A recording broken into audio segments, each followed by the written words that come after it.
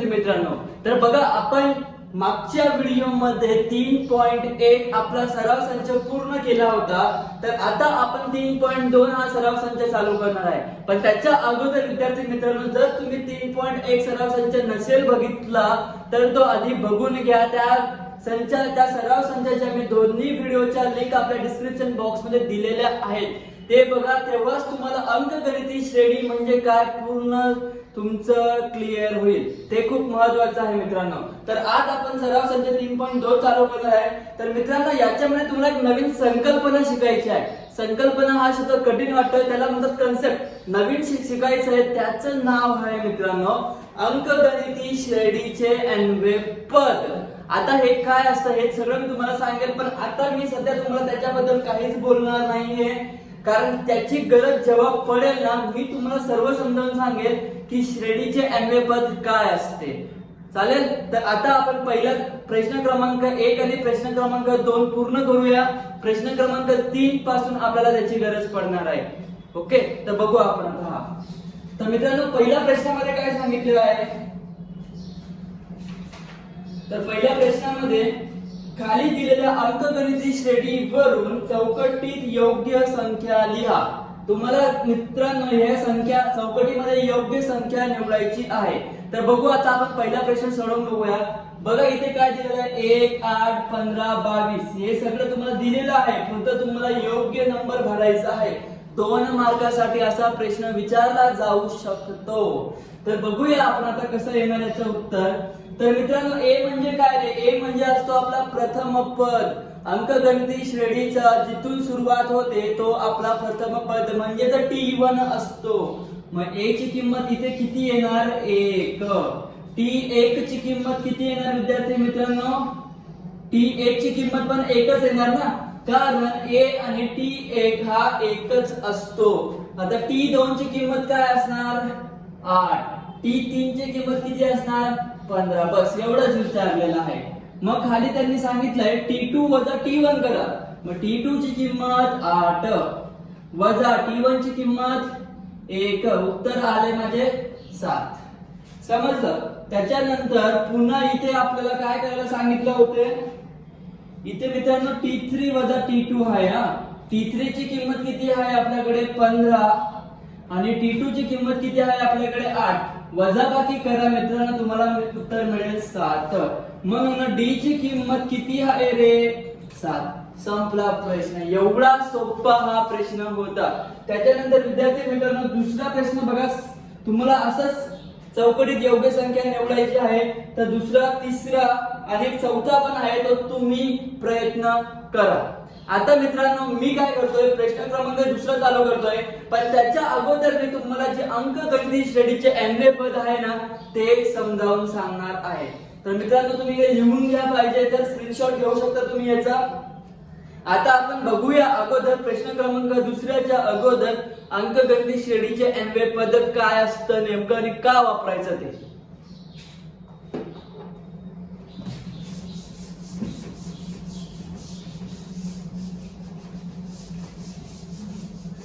तर मित्रांनो, आपलं नाव आहे अंकगणिती श्रेणीचे पद.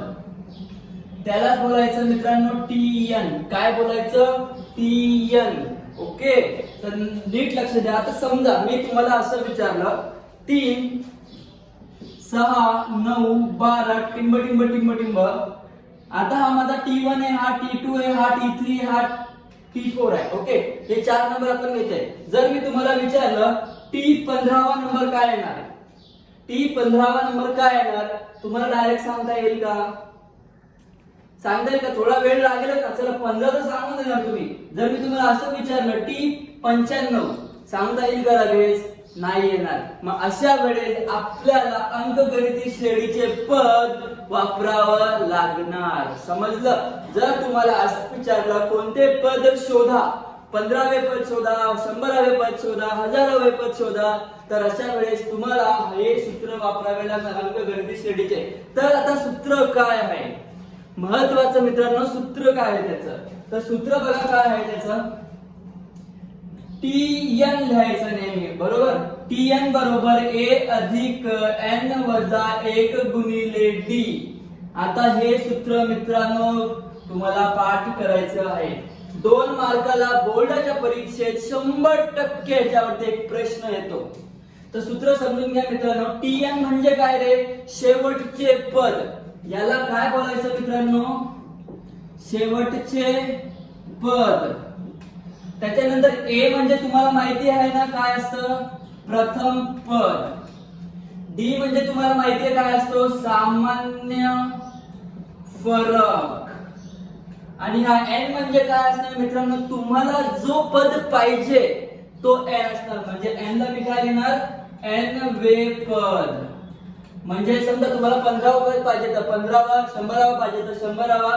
ती n ची किंमत तुम्हाला शोधावी लागणार आहे. हे सगळ्यात महत्त्वाचं आहे. सूत्र काय आहे मित्रांनो? पुन्हा एकदा लिहितो. Tn बरोबर a अधिक n वजा 1 गुणिले d. हे माझं सूत्र आहे. Tn म्हणजे शेवटचे पद. लक्षात घ्या. Tn सगळ्यात महत्त्वाचं आहे इथे.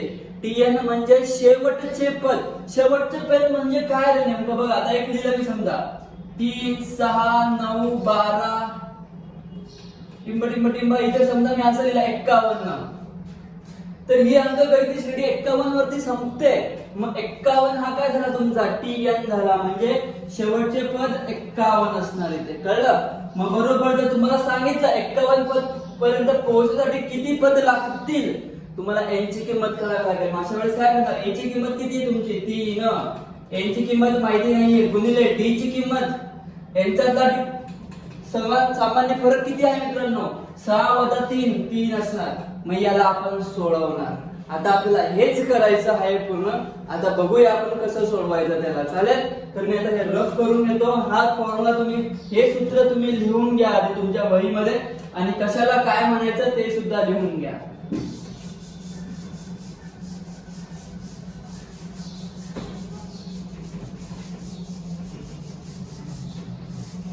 तर मित्रांनो प्रश्न क्रमांक दुसरा चालू करूया आपण आता.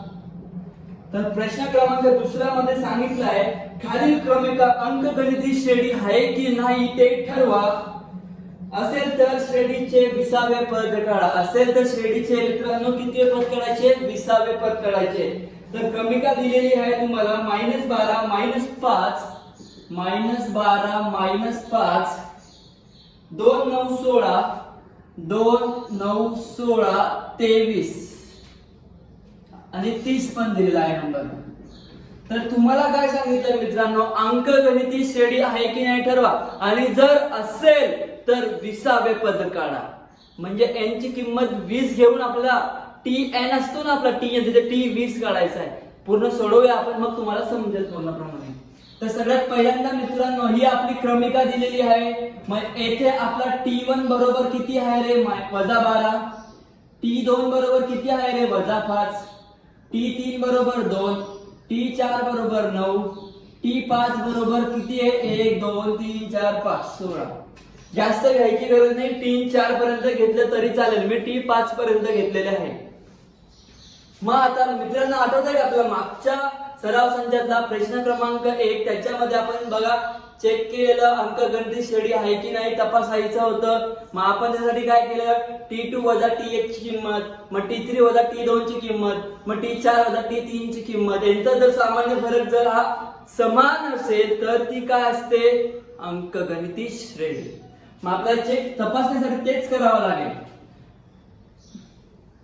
मग सामान्य फरक काढूया आपण आता. सामान्य फरक d शोधावा लागेल. मग d चं सूत्र काय असतं रे? T2 वजा T1 बरोबर T2 ची किंमत किती मित्रांनो? -5 वजा T1 ची किंमत किती मित्रांनो? -12. याचं उत्तर बघू आता किती येते? वजा वजा अधिक 12 चे 12 किती येणार आहे मित्रांनो? 7 येणार. बरोबर. त्याच्यानंतर d ची किंमत पुन्हा शोधू आपण आता. T3 वजा T2 करून मग T3 ची किंमत किती आहे आपली? 2. T2 ची किंमत आपली किती आहे? -5. मग मित्रांनो वजा वजा अधिक होईल 5 उत्तर इथे आणि त्यांची बेरीज केल्यावरती 7 उत्तर भेटेल. इथे पण 7 मिळाला, इथे पण 7 मिळाला. अजून एकदा चेक करूया. T4 वजा T3 मग T4 ची किंमत 9, T3 ची किंमत 2 यांची वजाबाकी जर तुम्ही केली तर तुम्हाला उत्तर मिळेल 7. म्हणजे मित्रांनो या येथे सामान्य फरक डी हा स्थिर आहे म्हणजे समान आहे. इथे काय लिहिणार आपण सामान्य फरक डी हा समान आहे म्हणून दिलेली अंकगणितीय श्रेणी आहे. हे महत्वाचं होतं. आता करायचं काय तुम्हाला नंतर दुसऱ्या भागामध्ये काय विचारलंय त्यांनी प्रश्नामध्ये सांगितलं होतं तर असेल तर 20वे पद काढा. कितवे 20वे म्हणजे काय रे मित्रांनो 20वे पद म्हणजे ती 20 ची किंमत काढायला सांगितली तुम्हाला. मग याच्यासाठी तुम्हाला सूत्र माहिती आहे ना मित्रांनो काय असतं टी एन बरोबर ए अधिक एन वजा 1 गुणिले डी. मग आता याच्यासाठी तुम्हाला ए लागेल. ए ची किंमत किती मित्रांनो -12 म्हणजे प्रथम पद. तुम्हाला एन लागेल. एन ची किंमत किती मित्रांनो एन च्या जागेवरती आला आहे 20 आणि डी ची किंमत किती आहे मित्रांनो डी ची किंमत बघा आपण काढलेली आहे 7. मग या सगळ्या किमती दिलेल्या सूत्रामध्ये टाकू आणि त्याला सोडवूया. मग बघू आता उत्तर काय तर एन च्या जागेवरती 20 बरोबर ए ची किंमत -12 अधिक एन ची किंमत 20 वजा 1 गुणिले डी ची किंमत 7 बरोबर. मग आता -12 चा हा -12 अधिक बघा मित्रांनो याला कधीच हात लावायचा नाही सुरुवातीला. आधी इकडे सोडवून घ्यायचं. मग इकडे काय येणार 20तून 1 गेला 19 गुणिले हा आहे ना इथे 7 मग -12 अधिक आता 19 गुणिले 7 करावा लागेल आपल्याला. मग 7 9 63 हातच्याला गेले 6 7 1 7 आणि 7 आणि 6 किती झाले मित्रांनो 7 आणि 6 झाले 13. मग आता याला सोडवा तुम्ही. बघा इथे ऋण आहे इथे धन आहे. ऋण धन किंवा धन ऋण आपला ऋणच होतो. मग -12 अधिक 133 यांची वजाबाकी केल्यावर मला मिळेल 121 आणि याच्यामध्ये मोठी संख्या कोणती आहे 133 ती कशी आहे धन म्हणून माझं उत्तर धनामध्येच येणार. आणि हे उत्तर कशाचं झालं 23. समजलं मित्रांनो एवढा सोपा प्रश्न होता हा. तर अशा प्रकारे आपण अंकगणित श्रेणी आहे की नाही हे ठरवलं आणि टी 20वे पद सुद्धा शोधलं. आता आपण याच्या पुढचा प्रश्न सुद्धा लगेच करून घेऊया. खूप सोपा प्रश्न आहे. हे पाहिजे तर तुम्ही स्क्रीनशॉट घेऊन घ्या मित्रांनो.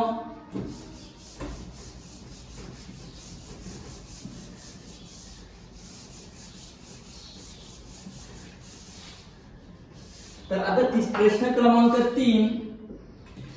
क्रमांक 3 मध्ये सांगितलंय खाली अंकगणित श्रेणी 12 16 20 24 आहे तर या श्रेणीचे 24वे पद काढा. श्रेणी आहे मित्रांनो 12 16 20 आणि 24. तर या श्रेणीचे 24वे पद काढा मित्रांनो. मागच्या प्रश्नामध्ये आपण 20वे पद काढलं. 20वे पद म्हणजे काय रे टी 20. 24वे पद म्हणजे काय रे टी 24. सोपं एकदम. म्हणजे आपल्याला करायचं काय रे टी 24 ची किंमत शोधायची आहे. हे समजून घ्या आधी. तर उत्तर बघा आता कसं करणार आहे आपण. सगळ्यात पहिल्याला आपल्याला माहिती आहे टी एन चं सूत्र काय असतं टी एन बरोबर ए अधिक एन वजा 1 गुणिले डी. पाहिजे काय पाहिजे मला ए ची किंमत. ए ची किंमत किती आहे रे 12. पाहिजे मला एन ची किंमत किती आहे 24. पाहिजे डी पण मला. मग डी कसा काढणार मित्रांनो. मग डी बरोबर सूत्र काय असतं T2 वजा T1 ना. मग T2 ची किंमत 16 T1 ची किंमत 12 बरोबर 4. एकदाच काढायचं कारण आपल्याला तपासायला सांगितलं आहे का नाही. तपासायला सांगितलं तर तेव्हा 3 ते 4 वेळा डी ची किंमत काढायची बरोबर.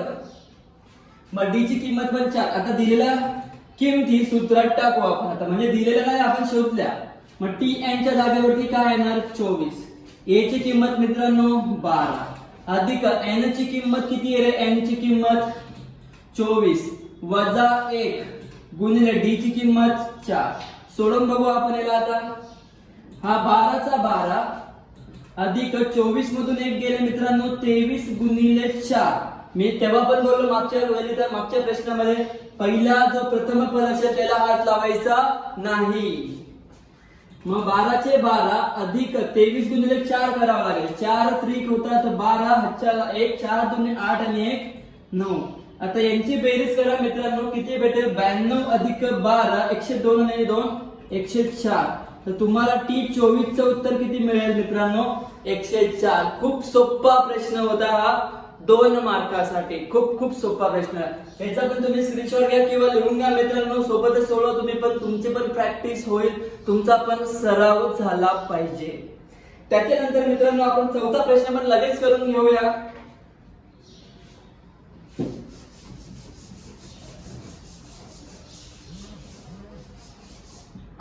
प्रश्न क्रमांक 4 मध्ये सांगितलं आहे मित्रांनो, खाली अंकगणित श्रेणीचे 19वे पद काढा.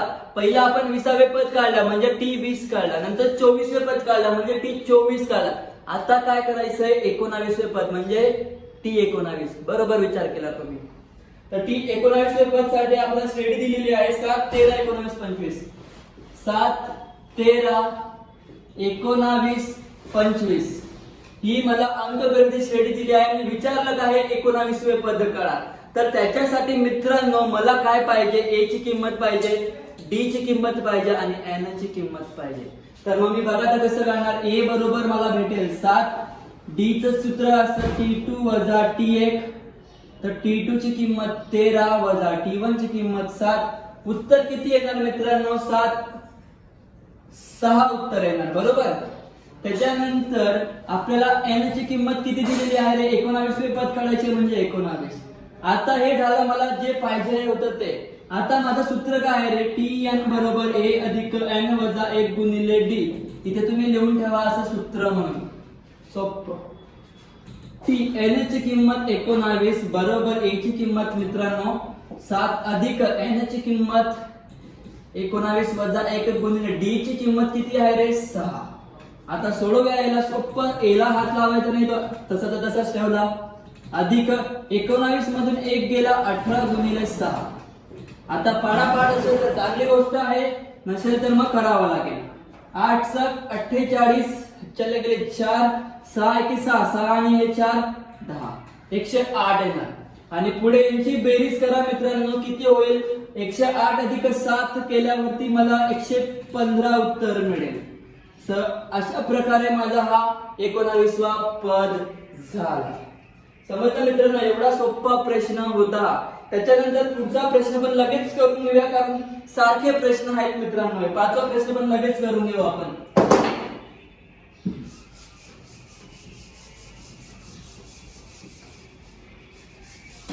तर मित्रांनो प्रश्न क्रमांक 5 मध्ये बघू काय सांगितलेलं आहे. खाली अंकगणित श्रेणीचे 27वे पद काढा. 27वे पद म्हणजे काय रे? T27 ची किंमत काढावी लागेल. तर अंकगणित श्रेणी दिलेली आहे तुम्हाला 9 4 वजा 1, 9 4 वजा 1, त्याच्यानंतर वजा 6 आणि वजा 11. तर तुम्हाला सगळ्यात पहिल्यांदा A ची किंमत 9, D ची किंमत काढावी लागेल T2 वजा T1, T2 ची किंमत 4 वजा T1 ची किंमत 9. याचं उत्तर शोधा मित्रांनो. 4 वजा 9 येणार 5 म्हणजे वजा 5, कारण मोठी संख्या 9 आहे म्हणून वजा दिला. त्याच्यानंतर मित्रांनो D ची किंमत पण झाली. N ची किंमत किती लागेल रे मला? N म्हणजे काय? काढायचं काय होतं आपल्याला? 27वे पद काढा म्हणजे N ची किंमत 27 आहे आणि काढायचे काय? तुम्हाला T27 ची किंमत काढायची आहे. बरोबर. शोधायचं आहे तुम्हाला हे. मग आपलं सूत्र काय सांगतं? A अधिक N वजा 1 गुणिले D. इथे लिहा सूत्र. मग आता किंमत टाकूया. Tn च्या जागेवरती 27 बरोबर A ची किंमत किती मित्रांनो? 9 अधिक N ची किंमत 27 वजा 1 गुणिले D ची किंमत वजा 5. बरोबर आहे मित्रांनो. त्याच्यानंतर बघू आता आपण. हा 9 चा 9 ठेवतो, अधिक 27 मधून 1 गेले 26 गुणिले वजा 5. बरोबर. इकडे सोडवतो वाटल्यास. 9 अधिक मित्रांनो बघा इथे वजा आहे, इथे अधिक आहे, म्हणजे काय होईल? धन ऋण ऋण होऊन जाईल, म्हणजे मला इथे वजा द्यावंच लागेल. आता यांचा गुणाकार करा. 5 × 30 हातच्याले 3, 5 × 10 आणि 3 13 130 आलं. आता जर मी याला सोडवणार मित्रांनो, हा धन आहे हा ऋण आहे, धन ऋण होतो म्हणजे वजाबाकी होईल. मग 130 मधून 9 गेल्यावरती 121, पण मोठी संख्या 130 आहे म्हणून वजा. आणि हे उत्तर तुमचं कशाचं आहे रे? टी 27 आहे.